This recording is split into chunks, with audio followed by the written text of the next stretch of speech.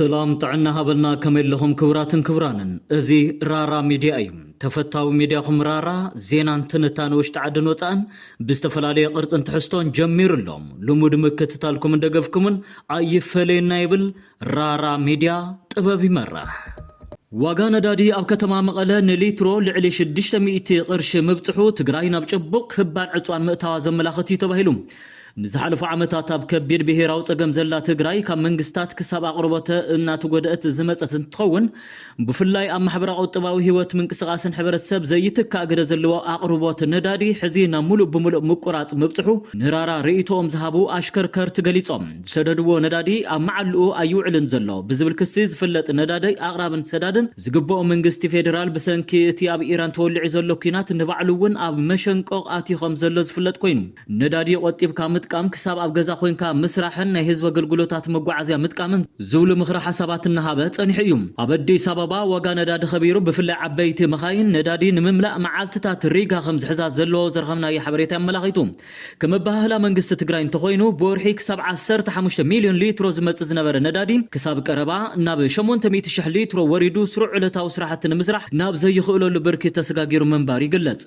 ኣብ ትግራይ ካብናብን ንዝግበር ዝነበረ መንቅስቃስ ዳርጋ ደው ኢሉና ምባል ይጽጋዕ ምህላው ዝገለጹልና እቶም አሽከርከርቲ ኣብ ህይወቶምን ህይወት ዘገልግልዎ ማሕበረሰብን ከቢድ ጸገም ከም ዝፈጠረ ይገልጹ ትግራይ 360 ዲግሪ ኣይተዓጾትን ያ ዝብሪቶ መራሕቲ እቲ ኣትያቶ ዘላ ማዕጾቲ ወይ ክራኣዮ ማይኸኣለን ወይ ድማ ዝኣመንዎ ኣይተኣመነን ካብ ዜና ነዳድን ተወጻና መራሒ ዓባይ ሃገር አሜሪካ ዶናልድ ትራምፕ ኣብ ኢራን ዘሎ ነዳዲ ከቀድሖን ክወስደን የምባሉ ነዳዲ ኢራን ናይ ምጓዓዝ ድሌት ከም ዘለዎ ዘረድእ ይተባሂሉ كمت أمريكا بزحلف ورح ترين بريزيدنت فنزويلا نيكولاس مادورو كاب سلطانو مسأليتو زغبرتهم حزوون دحر مقتل مرحة مهورات إيران تصقى إيران كتقوحقوح زلوا هندو الدوليت أقالي حلام ترامب نغازيتا فاينانشال تايمز ذهبو حبريتا بموكاس بي بي سي كم تصبون توينو أمريكا نزيخ تقبر تخيل نتا مأخل 900 وسدد نداد إيران زغونت وشمت فارس تركب دسيت كارغ بموكوز صارب بلا خمس غونا يقلت اللهم دسيت كارغ كالي مأخل معبل كيناتنا يمخان عدل كم زلوا وانت عزبت يقولون يخون بردسيت كارغ مقصصار يكال يخون تهونه ግን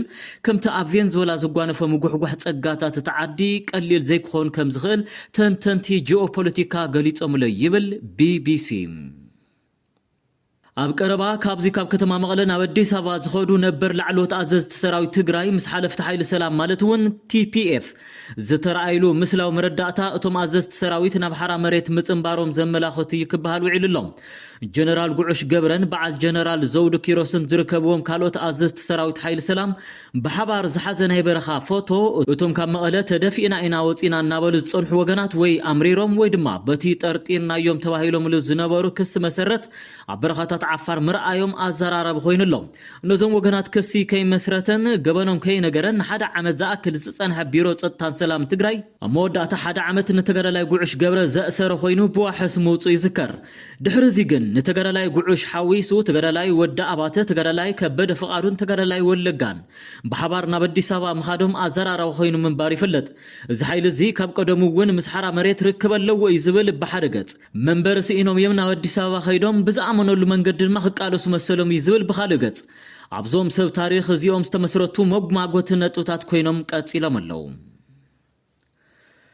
أبر بحري زده حتونا بسلامن بسلامو منقد انطرائنا خنقهد ندلي خبل حلاف بهيراو دحننا إثيوبيا أمباسادر ريدوان حسين قليتم خب قرباو النابزي لعل بهيراو أجندانا خونا متي زلو قداي أفدق بحري إثيوبيا حزوون أفتهاجر تزلع على أجندا خوينو قتيل اللهم حيلتات أديس أبا نسمران دحر اتي أبلعل تقرايز فتم وخبيد قبان كينات أب بريتوريا مستبتنو حزي ازوي بوق زدلالي لحيلتاتنا مخان تسقاقيرم اللهم زوم حزي أفومز كماززو أمد لاو زلو حيلتات تقراي تماقلوهم علتاو النوريو زلنا حق خوينو كينات إتي أرتران تقراي أي ملكة زولو بهرتنياتات كينات زوم أزنتي عمري تقراي كيخون انتقالو سنعزب يخون مبر ازنا يبحر كينات زي بسلامة من قد يخوكو دزدل انتبل نمبل كندقز مخانو بزي فلت بركخ تزارب تسميع الله وقزن عدتات عالم لخاوي تسلوان مثل كمزهلو دما تعزب تقلصوم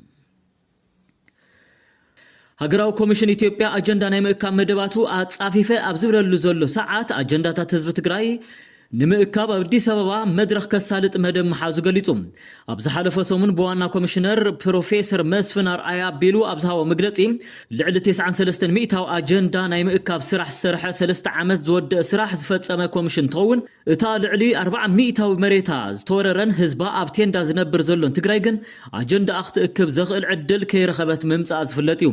بمخانو دما ኣብ ትግራይ ክካየድ ዝሓሰብናዮ ኣጀንዳ ናይ ምእካብ መስርሕ ስለ ዝተዓንቀፍና ኣብዚ ኣብ አዲስ አበባ ምስ ዘለው ተጋሩ ክነካይዶ ብዝብል ትልምት ሓንፂፁን 22 መጋቢት ግዜ ቆፀሮ ተታሒዙሉ ኣሎ እዚ መድረኽ እዚ ናይ ህዝቢ ትግራይ ውክልና ዘይብሉ መድረኽ እዩ ብዝብል ይንጸገብ ኳ እንተሃለዎ ክሳብ ዜና እዚ ዝዋደለሉ ሰዓት ግን እቲ መድረኽ ኣብ መፀዋዕታ ጋይሽ ከም ዘሎ ዝረኸብናዮ ሓበሬታ የመላኽት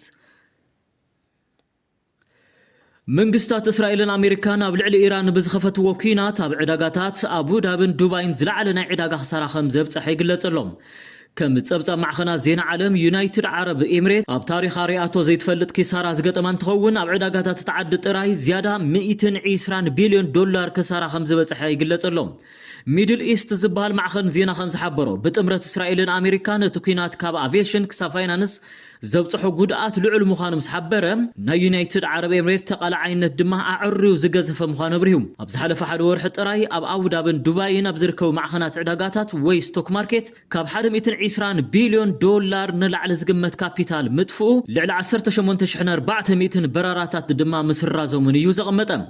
ልክዕ ከም ዝዕለት ቅድሚ ሓደ ወርሒ 21 ለካቲት ዝጀመረ እዚ ውግእ ናይ ዱባይ ናይ ዕዳጋ ኢንዴክስ ብ16 ሚእታዊ ከም ዝወረደ ዝተገለጸ እንትኸውን እዚ ድማ ዓብይ ሃሰያ ዘብጽሕ ምዃኑ እዩ ዘብርሀ ፕሬዚደንት ሕቡራት ዓረብ ኤሚሬት ሼክ መሐመድ ቢን ዛይድ አል ናህያን